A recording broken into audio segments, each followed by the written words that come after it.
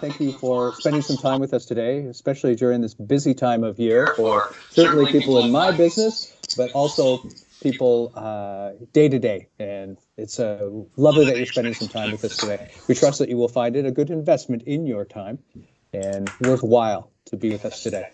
My name is John Russell. I'm the Executive Director of the Campbellford Memorial Hospital Foundation. I'm pleased to be with you today. We are very fortunate to have the opportunity to hear from Robert Geniak. Robert is the owner of Rich is a State of Mind, focusing on personal and financial development, a sought-after speaker at seminars across North America. Robert writes articles on personal and financial development issues and is also the host of a podcast called Money, Motivation, and More.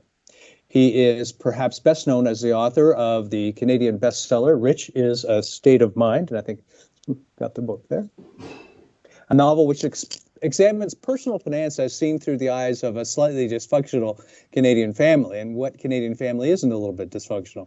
Robert has been a student of financial planning processes for over 30 years, and his personal mission is to encourage Canadians to take control of their personal finances in order to have a richly imaginative future. Dave and Gary have had him speak at their functions in the past and know you will enjoy his approach to personal finance and today's topic of legacy planning. So thank you very much for joining us, and we'd like to throw things over to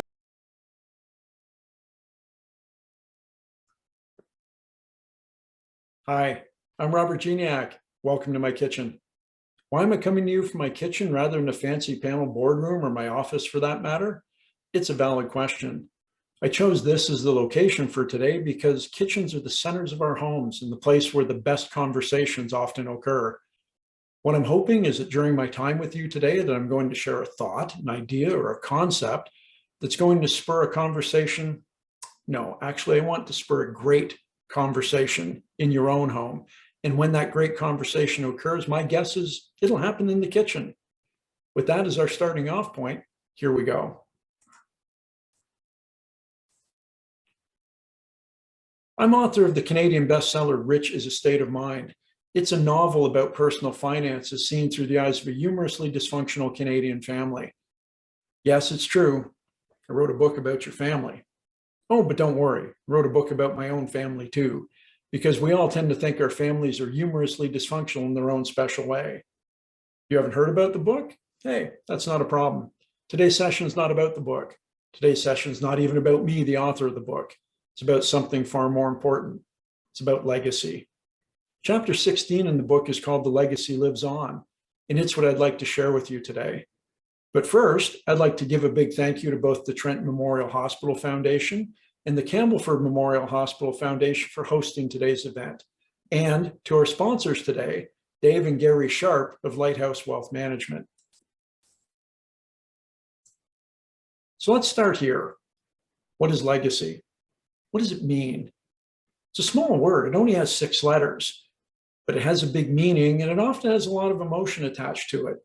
All too often, we jump to the ideas of what I call big legacy, a family name on a building, endowing a research chair at a university, and that is big legacy, but there is legacy all around us. In fact, there is legacy in the room in which I'm sitting right now. Perhaps you've noticed over my shoulder, there are 3 plates on a wall behind me.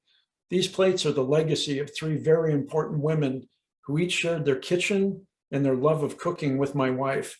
And a simple plate from each of them mounted on a wall remind her of that fact every single day. I'm doing a small bit for legacy myself. I sponsor a scholarship at Wilfrid Laurier University in Waterloo.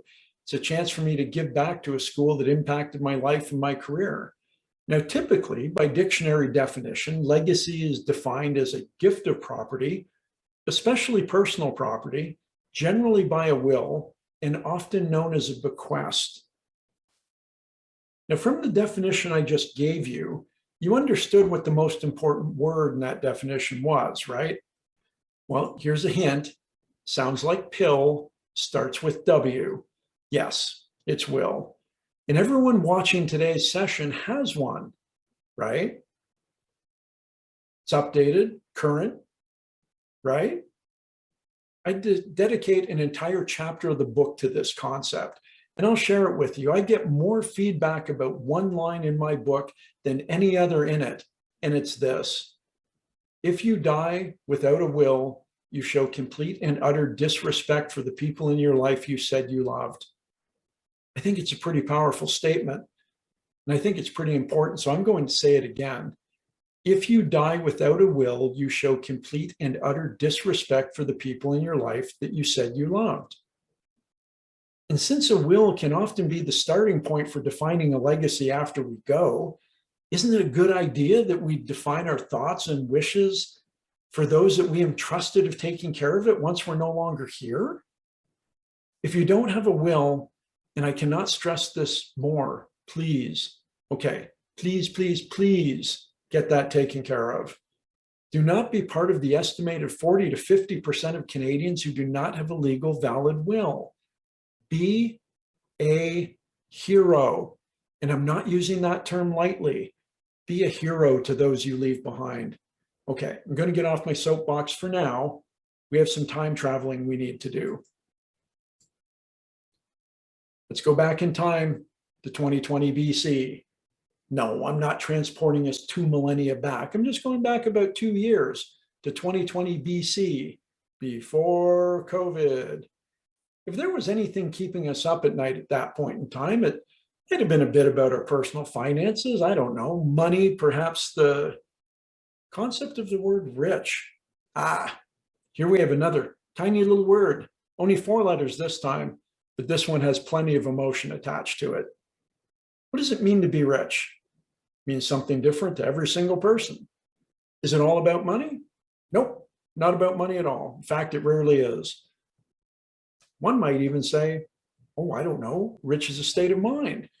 And while all of these thoughts were swirling around in our heads, along came a worldwide pandemic that turned everything upside down. The unfolding events of the last 18 months have caused many of us, myself included, to ponder, I guess, what I call bigger picture issues, or the why are we here question. Much has been written lately about the great resignation of the past 18 months, and it's likely to continue for quite some time. People are thinking about their jobs, their work, and their careers in ways they never have before. And the concept of, is this what I'm really supposed to be doing? And where do I really want to be living? And how can I make a bigger impact? And when we start to ponder those types of questions, it often cycles us right back to the concept of legacy. I talk about legacy a lot, and I talk to people about it a lot. And many people tell me they've never thought about legacy at all. I don't want to say they're lying, but I think they just haven't thought about it in the dictionary definition terms that I mentioned earlier. But if we've ever given a single moment of thought to what people will remember about us after we're gone, or if we spend any time wondering about the impact that we're having on our children and what we're going to leave behind for them, then it means we've spent some time, even if it's just a little bit, thinking about legacy. But I'd like to share with you my thought that legacy is not just about money. In fact, it rarely is. It's often about deeds and about actions. The resources a person shares impact an individual's legacy. Donors who bequeath large sums of money to a hospital foundation sometimes have a building or a facility or a wing named after them. It's a cool thing. It's a great thing. It's an important thing. But that's only one form of legacy related to wealth. And our resources aren't limited to money or based on personal finances. People who generously share of their time, their talent, their expertise, their passion for a cause, are creating a positive legacy of sharing resources for the good of others and for the good of our society. And that is equally as important as the financial aspect. I think that one of the big changes over the past 18 months is the realization to many of us that hospitals are at the center of the communities at which they serve. They always have been, but previously they might not have been top of mind with everyone. But for the past 18 months, our hospitals have been on the front line of every single challenge related to COVID, and they are the backbone of the Canadian medical system. Hospitals have been in our lives a long time. After all, almost every single one of us watching today started our life in a hospital. Hospitals are there when we need them, and we want them to be there for others even when we don't need them ourselves. So let's talk pieces to the puzzle for a moment. During my short time with you today, there's no way I can cover all the possible combinations of a way to leave a legacy, but I'd like to cover a couple of key ones so that you can begin having those kitchen conversations about legacy, perhaps for the very first time. I'd also like to remind you that the hosts and the sponsor of today's event are here, not only here, but ready, willing, and able to help answer your questions about legacy, to provide guidance and assist you in making what can seem like difficult choices that are appropriate for you and your family as you contemplate the concept of legacy giving.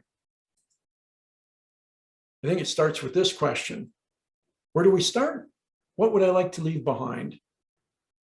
I'd like to remind you it's not just something that happens after we're gone, something done in our memory. Yes, that's good. It's important, but it isn't everything.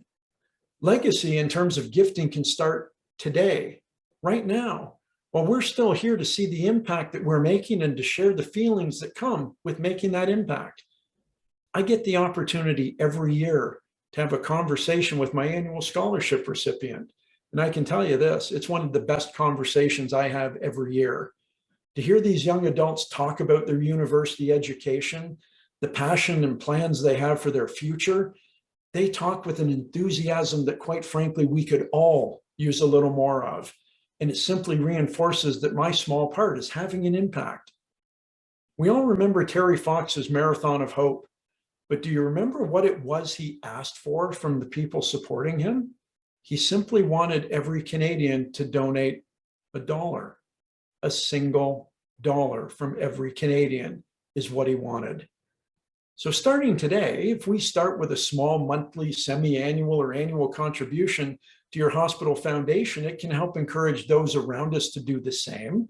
And perhaps one of the most significant benefits of those kitchen conversations about legacy is that we encourage those around us to have the same discussion with their friends and with their family. First, starts with a will. I know I was on my soapbox earlier, and I hope I didn't offend any of you with my comment about complete and utter disrespect. But if you take nothing else away from today, please let it be this. If you don't have a will, then you don't have a plan. And if you don't have a plan, then the things you want or expected to happen after you're gone likely won't. Prepare a will. An estimated 50% of Canadians die without one. It's called dying intestate. Intestate? Ew. What an ugly sounding word. Dying intestate is ugly because when you die without a will, those left behind, you lose control of the assets that you worked a lifetime to build. Even though you may have a spouse, a child, or grandchildren left behind, without a will, without your will, their hands are tied. You need to get it done. If you need to get it done, get it done. If you already have it done, good job. Kudos to you. But if it's been more than 10 years, please review it. Why? Because life happens. In the last 10 years, new grandkids have gotten born. You bought an investment property, maybe. One of your children gets divorced. Hey, I know it happens. But do you want any of your estate going to your ex-son-in-law? Maybe you do. Probably you don't. In your will, now that you have one, you can define gifts for charitable organizations that have made a difference in your life and in the lives of those people that you care about. Some studies estimate that fewer than 10% of households in Canada make a charitable bequest in their will. You want to be part of that 10%. We'd like to move that number to 15 or 20%, I think. You can leave a specific dollar amount or a percentage of your estate to a favorite charity. And you don't have to draft a new will to make this happen. If you've already got a will in place, again, kudos, congratulations. Your wishes about legacy can be added as a codicil to that will. Ooh, don't let that word scare you. Codicil is just a fancy word that means addition to your existing will. You don't have to start over from scratch. And I can't stress this enough. It's never a bad idea to review your will, especially if it's been 10, 15 years or more since you last looked at it. Why? Things change, life happens. What about insurance?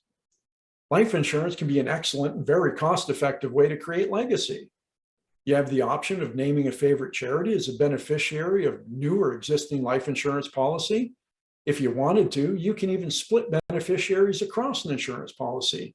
You can do this with an insurance policy you already have, simply a paperwork change in most cases, or you can make the gift of a new life insurance policy to a favorite charity. But there are people who told me, hey, insurance isn't my thing, but I'm still interested in legacy. Is there anything else I can do? Absolutely. Another thing you can consider is the potential to name a selected charity as beneficiary of your RSP, your registered retirement savings plan. Or you can split your RSP by naming multiple beneficiaries, part to a charity, part to a spouse, perhaps. If you're watching today and you're already retired or above the age of 71, that's not a problem. You can do the very same thing with your RIF, your registered retirement income fund.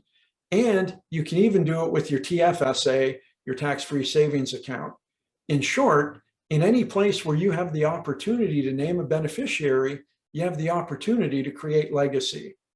Now, people also ask me, can I donate an individual stock, a bond, units of a mutual fund, exchange traded fund, maybe a valuable piece of art or a vehicle I'm no longer using?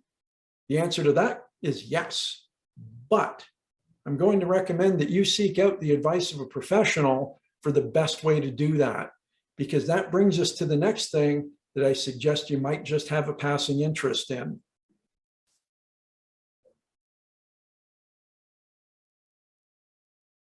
Question I get asked all the time when I talk to people about legacy is, I'm going to get a tax deduction for this, right? Let me give you the short answer. Yes, yes, you are. The reality can be a longer answer, which is still yes, but sometimes needs to be added, it can be complicated. When a gift is made to a registered charity, a hospital foundation, for instance, through your will or beneficiary designation, the executor of your will can expect to receive a charitable donation tax credit to use in the testator's terminal tax return. Sorry, my wife's a high school English teacher. She loves alliteration, but that's just a fancy way of saying your last tax return. This in turn can lower the amount of tax payable from your estate on your final tax return. In this way, gifts to registered charities can often form an integral part of your tax planning. Now, I'm going to offer a bit of my own opinion here, and it's this. I believe it's rarely a good idea to do something for the sole purpose of generating tax deduction. That's just my personal opinion. Taxes are a complicated issue. They can change with every new budget and with every new government in power. Sometimes they change just because. Taxes, estates, and taxes within estates can be a complicated issue. That said, the people who are sponsoring today's event are professionals in this area. I am not a financial, insurance, estate planning, or tax professional. I'm none of those things. These can be complicated issues, and seeking advice from those who do this for a living is always the best advice I can pass along to you on this subject. Dave and Gary Sharp, who will be speaking later, can help you understand these issues and may be able to help you avoid probate, legal, taxation issues that can directly impact your estate settlement and perhaps affect the amounts available for legacy that you wish to leave behind. The discussions around the concepts of legacy and leaving something behind can be very, very emotional, much like the picture you're looking at on the screen. It causes us to contemplate a future that doesn't have us in it. And because of that, we may find the concept scary. What I hope I have accomplished today with my small contribution is encourage you to think about what legacy means to you and encourage you to have a conversation with a professional to start the creation of a plan today. It was Winston Churchill who said, "We make a living by what we get, but we make a life by what we give." And if what you heard today resonates with you, then I would encourage you to talk to your family members, have those kitchen conversations, and encourage your family and your friends to join you as you create a plan so that your legacy, whatever you define it to be for yourself, lives on after you. In closing, Again, I'd like to offer a big thank you to the Trenton Memorial Hospital Foundation and the Campbellford Memorial Hospital Foundation for hosting today's event, and to our sponsors today, Dave and Gary Sharp of Lighthouse Wealth Management.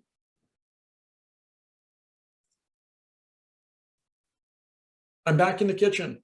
Well, I never actually left the kitchen, but I hope that this kitchen conversation will spur some thoughts and ideas, and perhaps a conversation or two with the professionals who hosted and sponsored today's event.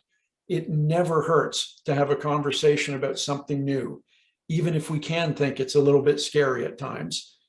And for me, I'd also like to say thank you. Thank you to you for giving up your time to be with us today, and for allowing me to share a message from my kitchen to your kitchen. And here's hoping that the legacy lives on. Have a great day, everybody. Thank you.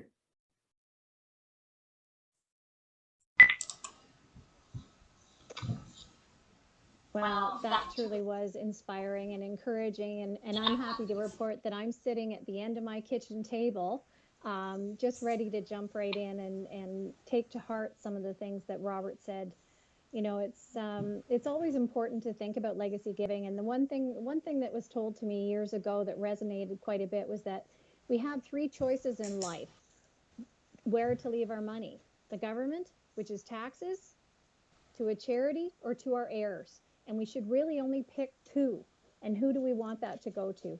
And you know, leaving legacy gifts not only encourages us to really reach out and think about how we want to be thought of at that time when we're gone, but also, you know, what can we do for the charities left behind?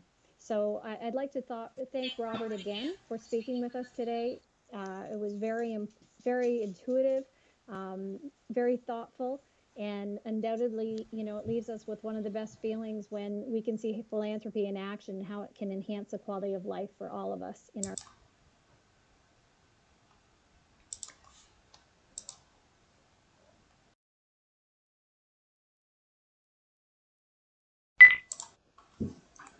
Well, thank you very much, Robert. How encouraging and inspiring it is to hear what Robert has to say about legacy giving. I know that many of us coming into the presentation today weren't sure what to expect. Anecdotally, having the conversation about your will is for some very easy, for some very difficult. I often think back to my conversations with my father, who was by profession a funeral director, who loved to talk about his will, loved to talk about a lot of the things related to all things funeral. So having that conversation with him, he was very open about discussing it in his entire life. And then following his death, all his wishes were carried out. The other thing I'd like to mention anecdotally is that, you know, talking about the motivation of which charity you would like to support. When people are surveyed about why they give to a certain charity, you know, 99 times out of 100, it's because they support the cause, they support the charity, they support the organization, they believe in it. It's not really necessary about the tax benefit, but that is a wonderful benefit that comes from your charitable gift, particularly if you're looking at appreciated securities or something like that. So a lot of the things that Robert talked about really resonated with me, and really, one of the best feelings that you can have is to see how your philanthropy can enhance the quality of life for you as a donor, but also for the patients, for your hospital that you support, or whatever your favorite charity is. You can see the work done firsthand while you're with us, and also you can have your gift celebrated if you tell your favorite charity, in my case, a hospital, that you have given a gift in your estate. It's a good thing to do, because we can celebrate, we can recognize that gift prior to your death. And my dad's probably looking down at me right now saying, okay, talk about your will. That's the most important message that came out of Robert's presentation. So what I'd like to do is introduce one of our hosts for today, Gary Sharp.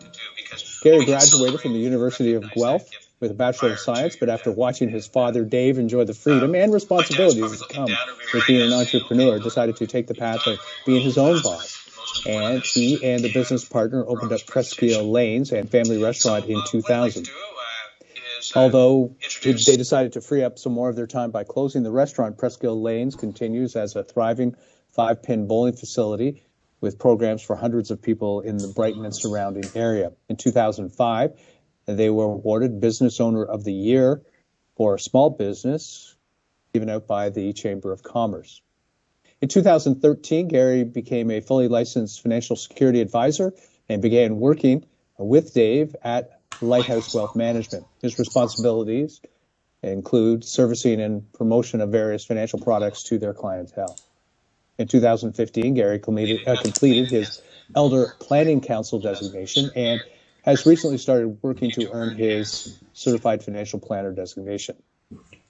Gary is an active volunteer with St. John's Ambulance Therapy Dogs program, in which he takes his 2 golden doodles to various events and locations, subject to COVID restrictions. So, well done, Gary. He goes weekly with one of the dogs to a local nursing home to visit with residents. We have therapy dogs that come into our hospital here, and we know the benefits of contact with man's best friend at the hospital. So, great work there.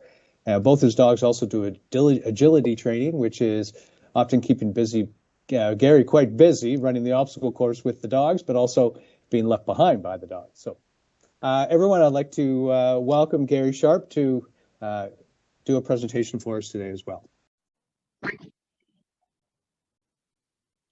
Hi, I'm going to be talking about how we can pass our legacy on to our chosen beneficiaries while minimizing our costs and all the hassles involved with those transfers. To get started, I'm going to share my screen with a PowerPoint presentation, and then we will get going.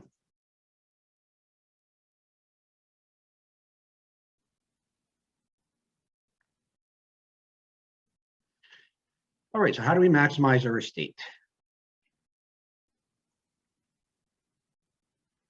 So first question we have is, do you have a will? I'm not talking about this kind of will. I'm talking about this kind of will. Why is it important to have a will? A will lets everyone know your estate wishes. If we pass away without a will, that's called dying intestate. So who decides where our stuff goes if we haven't crafted that will? You're not going to like the answer. Each province has its own system, and we're going to go through Ontario's in a moment. And of course, just having a will isn't even good enough. The will has to be current. If we've changed our lifestyle, we need to get that will updated. That means if we've been married or divorced or had children or grandchildren, if we've moved, if we've changed jobs, if we've become unable to work because of illness, if we've bought or sold assets, if we've gotten inheritance, if we've won the lottery, any of those should cause a change in the will. So what happens in Ontario if I die intestate with no will? Well, if you have a spouse but no children, your spouse gets your entire estate. If you have a spouse and children, your spouse gets the first $200,000, and the remainder of the estate is split equally between your children and that spouse. If your children have passed away, their children get their share, so your grandchildren get their share. If you have no spouse but have children, your estate is divided equally between those children. And again, if one has passed away, your grandchildren get their share. And if you have no spouse, no children, or no grandchildren, your estate is divided equally among your parents. If you don't have surviving parents, your siblings get your estate.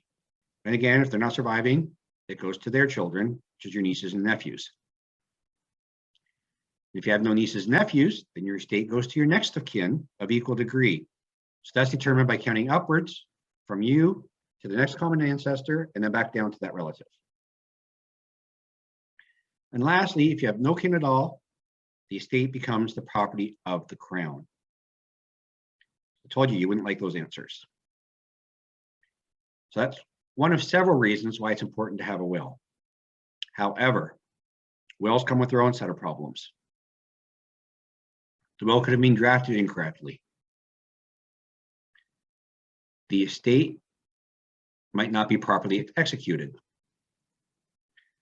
The trustees which are the executors, might not be exercising their discretion appropriately. You could have been under undue influence when writing your will in a particular way. So you might have been forced to make decisions that you wouldn't have made on your own. You might not have had the mental capacity to make that will. Interested parties could be tampering with the assets of the estate. The executors could be too slow in administering the estate. The will might not make reasonable financial provision for an individual.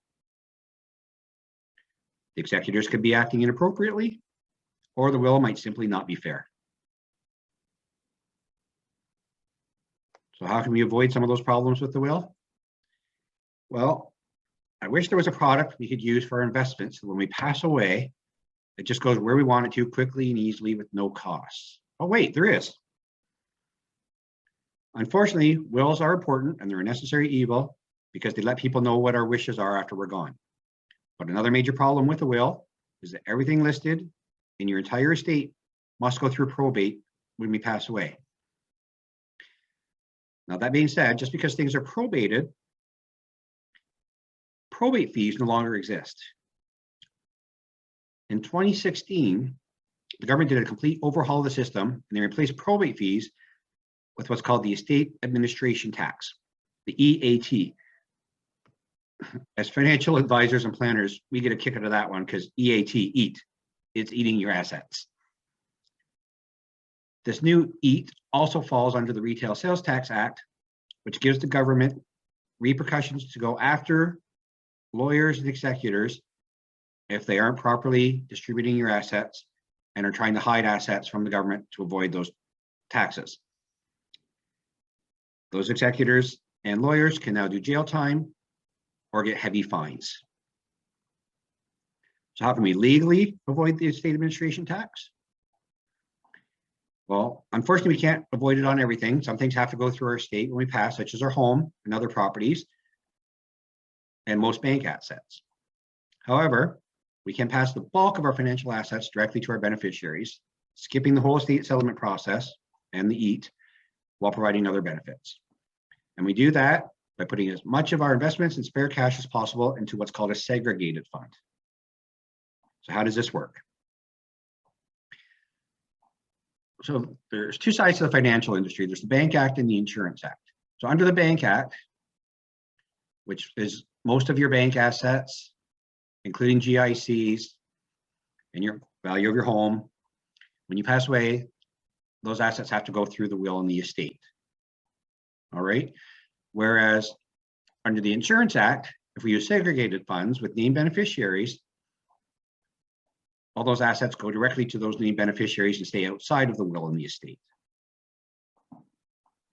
So which one makes more sense? Well, let's look. And let's compare the differences. So let's look at estate settlement costs. So there's two sides of the financial industry, as I said, the Bank Act and the Insurance Act. So under the Bank Act, because everything has to go through the will in your estate and get probated, we can expect to lose about 10% of the value because we're going to pay the estate administration tax, legal fees, executor fees, investment fees, bank fees, and accounting fees. Whereas again, under the Insurance Act, using segregated funds with named beneficiaries, those assets stay outside of your will and your estate, which means they get transferred directly to the beneficiaries that you set up, avoiding all of that, so there's zero fees. Now, how long does it take?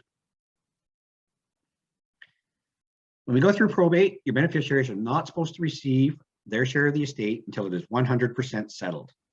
In Ontario, it takes a minimum of 6 months to a year to settle an estate. The average right now in Ontario is about 2 years, but we've seen it take much, much more. And it always involves countless hours of paperwork and hassles.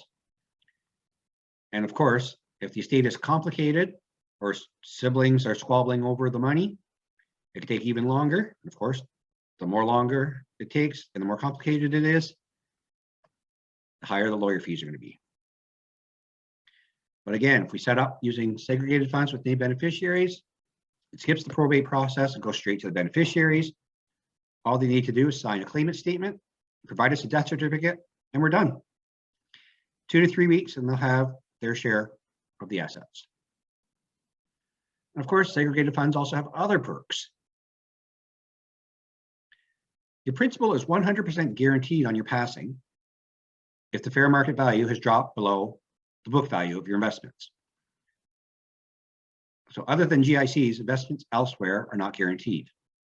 And even GICs, the guarantees aren't 100%, because if you were to pass away while your investments are still locked into that GIC, the banks are going to charge you the penalties to unlock the GIC. So you are going to pay some of that money out to even get them open. Next one is that your investments are creditor protected under the segregated funds if they are set up with next of kin beneficiaries. Investments elsewhere are not creditor protected. So if you are sued or have creditors coming after you for whatever reason, they can take your bank assets, but they cannot touch properly set up segregated funds. And did you know that once your estate is finally settled, your will becomes public knowledge? So anybody can go down to the records office, pay the fee, and ask to read a copy of your will.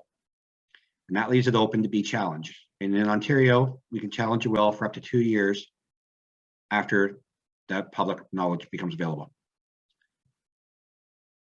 Whereas under the segregated funds, your investments are kept under the Privacy Act, meaning only you know who your beneficiaries are and how much they get. Each beneficiary, all they know is they got so much money. They don't know how much money total there was. They don't know who the other beneficiaries were. And if they happen to have guessed because it's brother and sister or whatever, they don't know what share they got. All they know is how much they got.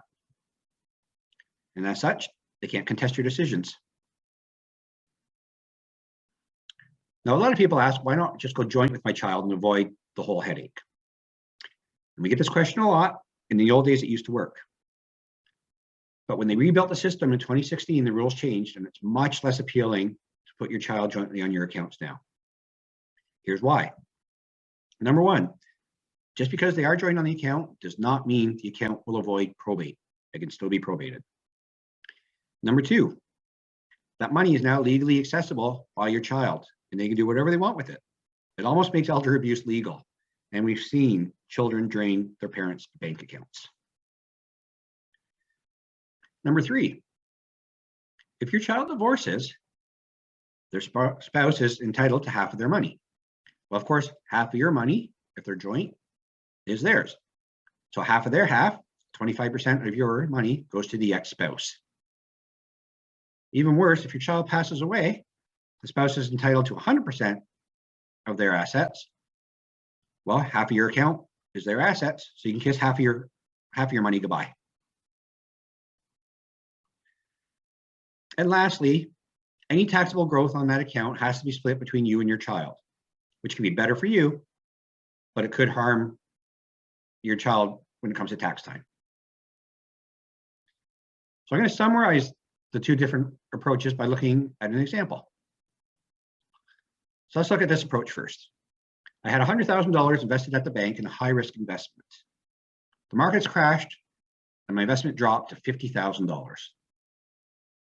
I hadn't bothered searching out financial alternatives or hiring the right advisory team before I started. So I had no one to help monitor my risk level or calm me down and give me advice on those bad days. So I panicked that I lost this huge $50,000 and died of a heart attack. $50,000 remaining now goes through probate, pays the EAT, and all the other costs, totaling about $5,000, which leaves $45,000 out of my original 100. And of course, it took 6 months to settle and pass to my beneficiaries. So after all this time and aggravation, my beneficiaries get that $45,000 split amongst them. And that's providing I had the will properly set up, telling the lawyers where I wanted the money to go. Can you imagine if we didn't have that will set up? Then it would have to go through those whole steps I mentioned earlier. It would take even longer. Whereas, if we look at the same types of investments, but under the Insurance Act and segregated funds, let's look at that one. So I found a local advisory firm and they told me to use segregated funds. They suggested a lower risk, but I'm young and invisible. I'm going to go for that high risk. Again, the markets crash. I lose $50,000 and I die of a heart attack. But because I was invested under the Insurance Act, my 100,000 capital was guaranteed. And that goes directly to my beneficiaries. No state fees. They get the whole $100,000. And because it's quick, they get it in 2 to 3 weeks. So we have on one side, there's $45,000 left in 6 months to a year. On the other side, there's 100,000 in 2 to 3 weeks. Which route seems better to you? I'm just going to stop sharing that. So if you have any questions about that, please feel free to reach out and we can give you some advice and some suggestions on how we can avoid the estate administration tax. Thanks for your time.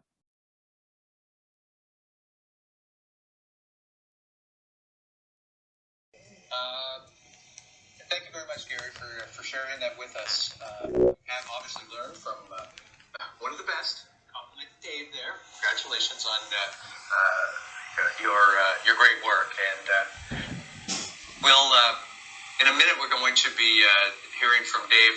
But I would like to just tell you a little bit about Dave Sharp for those of you online who maybe don't know him personally or haven't had the opportunity to meet with him. But Dave graduated from the University of Toronto with a Bachelor of Science, coincidentally enough, in 1975, and spent the next 18 years in chemical sales and service field, working his career up to the role of Vice President of Sales and Marketing. When the company was sold in 1993, Dave opted for a significant career change and joined London Life in the summer of 1993, working the Belleville-Campleford-Coburg corridor. In mid-1999, he obtained his Certified Financial Planner designation. This is like having a master's degree in personal, business, and estate financial needs. By 2007, he had achieved his Elder Planning Council designation, or EPC designation. I think short forms are very popular in the financial sector, second only to healthcare. But so the EPC designation means that he's taken extensive courses on working with elders, not only with their financial assets, but elders in all the psychological characteristics that they have in dealing with some sensitive topics with people of all ages. And in early 2016, he completed his Certified Executor Advisory designation, known as a CEA. There we go again. Dave is 110% committed to his clients and freely giving up his time to the community as well. He became a Rotarian in 1994 and is still very active in various roles with them. In 2011, Dave was instrumental in fundraising for the construction of a splash pad for youngsters in the Brayton area. In 2012, a new association was formed to restore the local lighthouse. And Dave was right there from the beginning as marketing director for the Presqu'île Point Lighthouse Preservation Society, and they've done a tremendous job renovating and restoring the historic lighthouse at Presqu'île Park. And no wonder Dave was bestowed the honor of 2015 Citizen of the Year.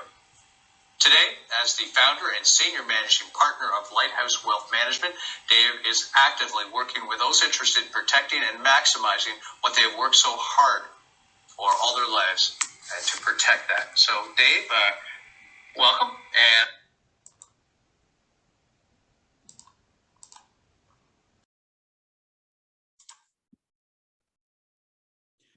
hi, everyone. In our presentation, we want to briefly cover what generates a charitable tax receipt when it comes to your donating a piece of artwork, some antiques, life insurance, investments, and even in-kind donations. Then to wrap it up, we want to give you a couple of examples on the use of life insurance and tax credits to maximize your support for your favorite charity. So let's start off by sharing my screen.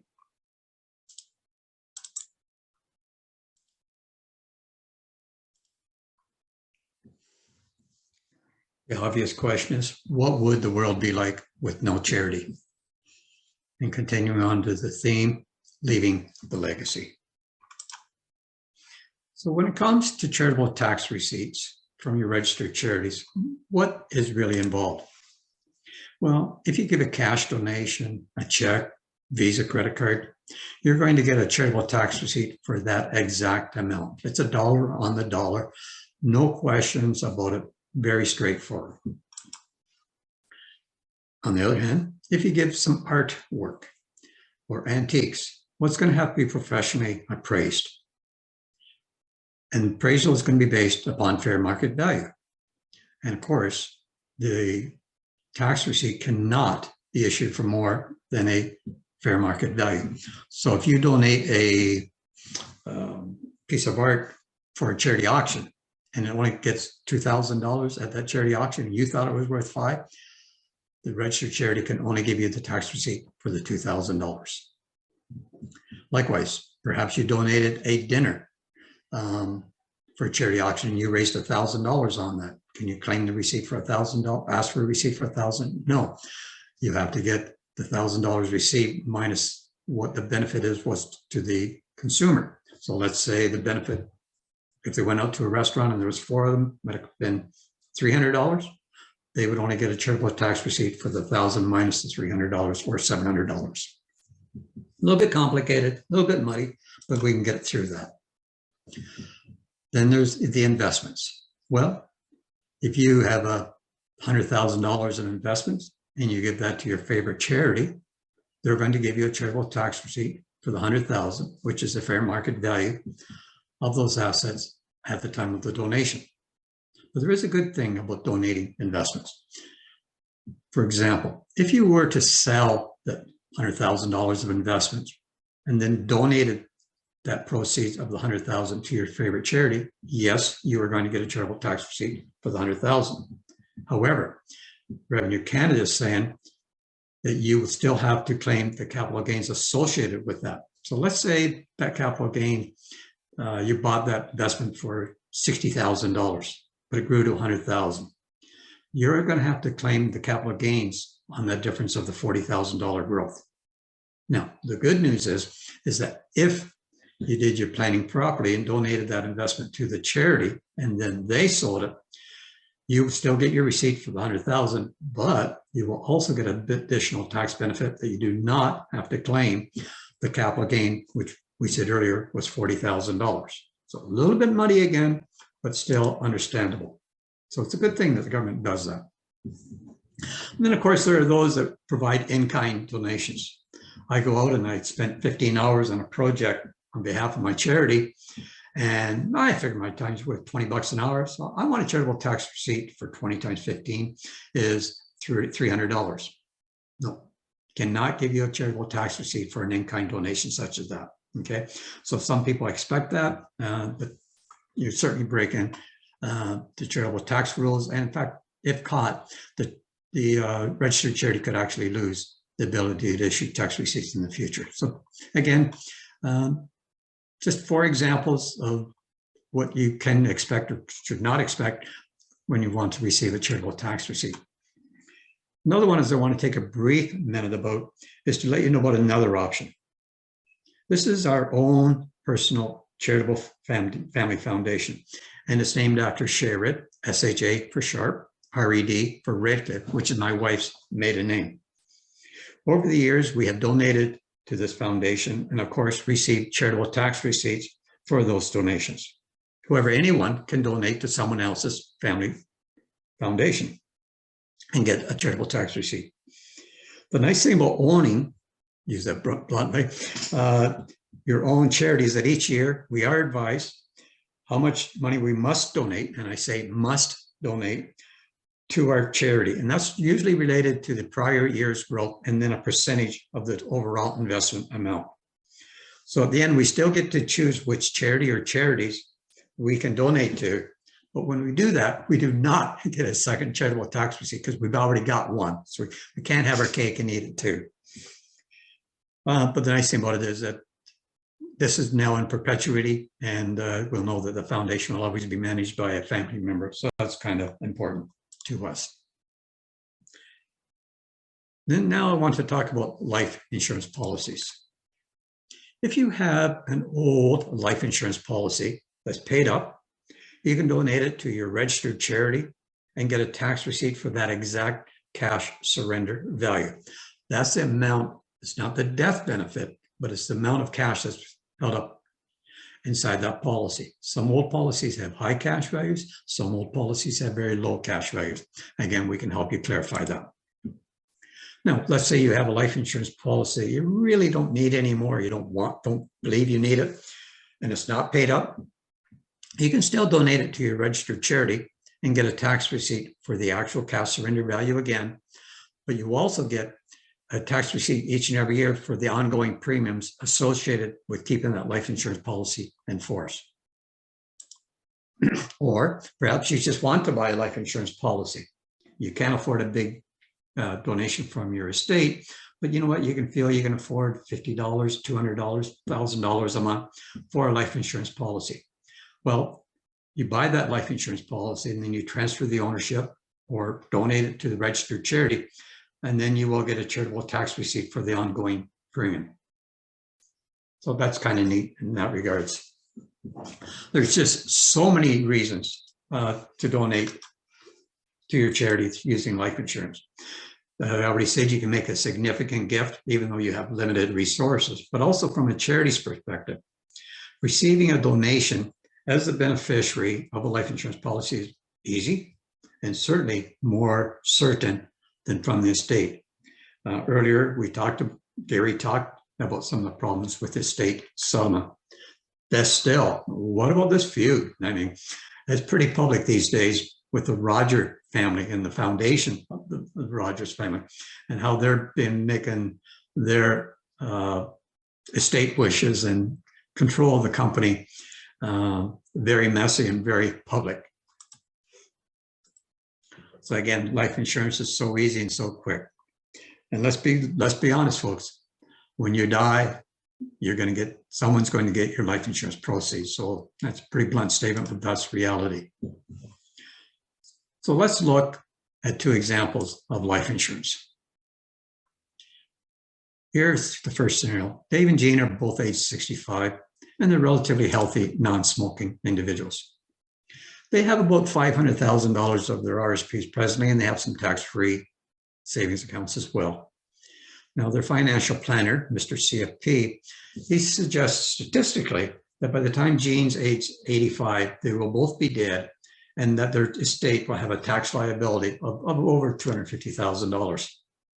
Well, they wish to eliminate this tax liability by gifting sufficient assets to the registered charity. At the end of the day, when you are done with your assets, there's going to be three people with their hands up. It could be your family, could be Revenue Canada, or it could be your favorite charity. The good thing is that you get to choose two of those three situations. And again, if you're unsure, we can help you walk through that.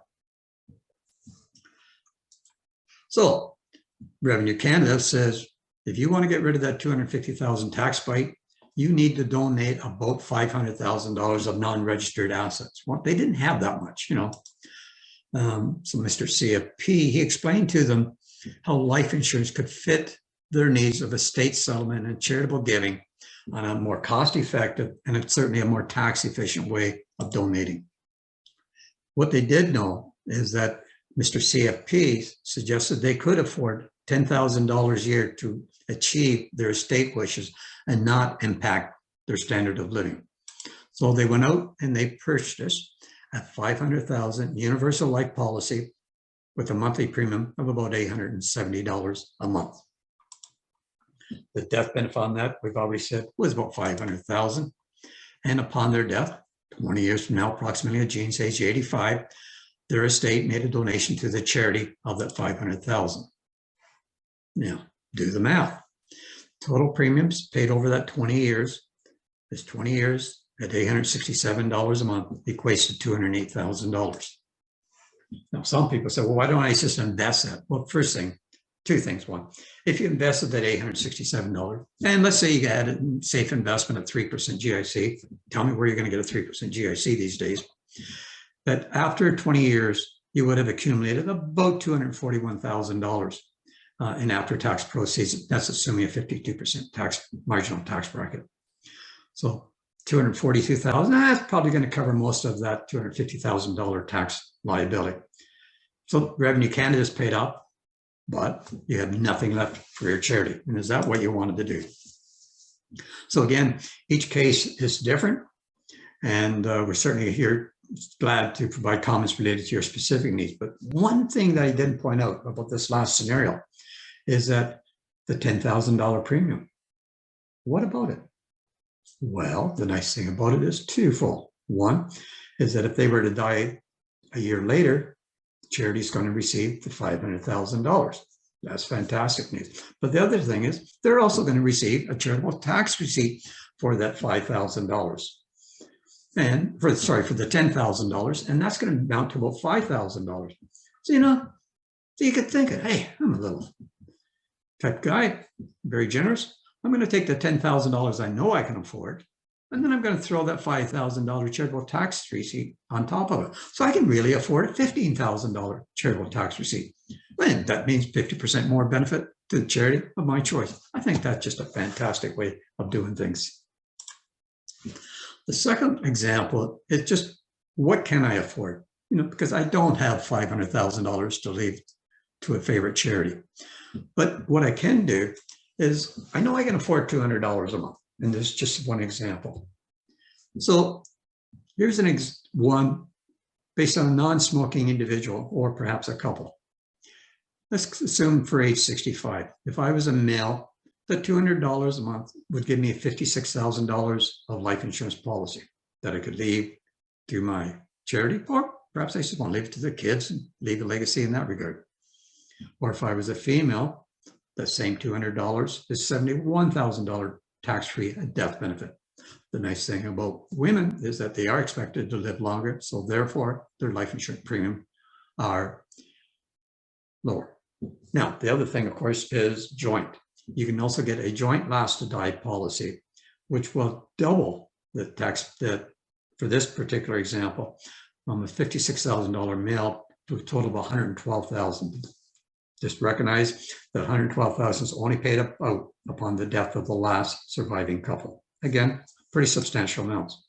The other thing to note, say for a 65-year-old male, if you were a smoker, lower life expectancy, so that $56,000 benefit is going to drop down to $38,000. Or if you're a female, from $71,000 down to $51,000. So fairly substantial penalty for being a smoker. So again, every home is unique. Every home is different. Should you decide at some point in time that maybe you'd like our input, what we want you to know is that we would integrate any of your decision process in with your overall wealth management plans and what you're trying to achieve with your estate. So, you may want to give that some thought. Again, we want to thank John and Wendy for allowing us to make this presentation today. And we hope that you've gained some knowledge about the presentation by Robert Gignac, by Gary and myself. And we thank you very much.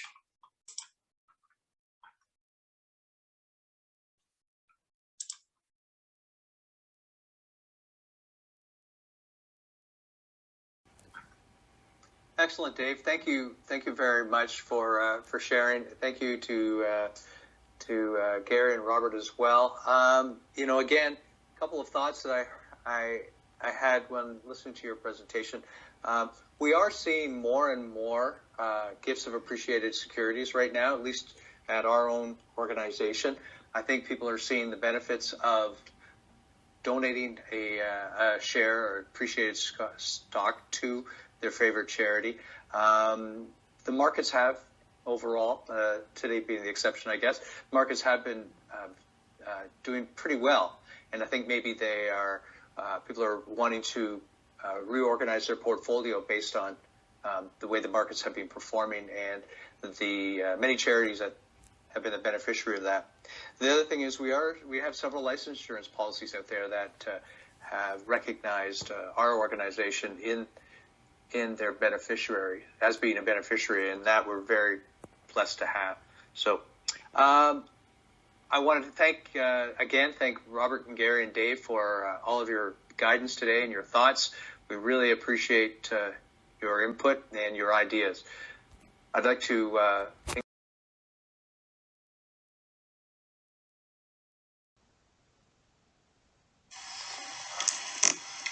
so much, Dave.